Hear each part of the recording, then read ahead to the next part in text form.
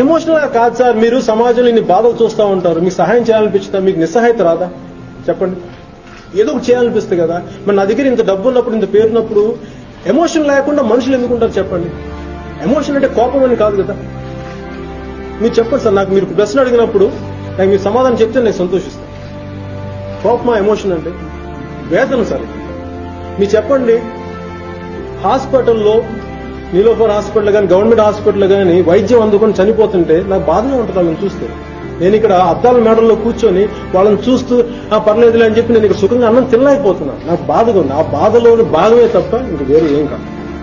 ఒకసారి నా గొంతు ఎలుగెత్తి అరుస్తా ఉంటది, ఊగుతా ఉంటది. దేనికి ఊగుతా? నేను నాకేమైనా సరదా, నా పిచ్చా? నాకేమైనా మీరు వెళ్ళి రోడ్డు మీద తిరిగితే, కష్టాలను చూస్తే, ఒక్కొక్కరి ఏడుపు వింటే గుండె చెరువైపోతుంది.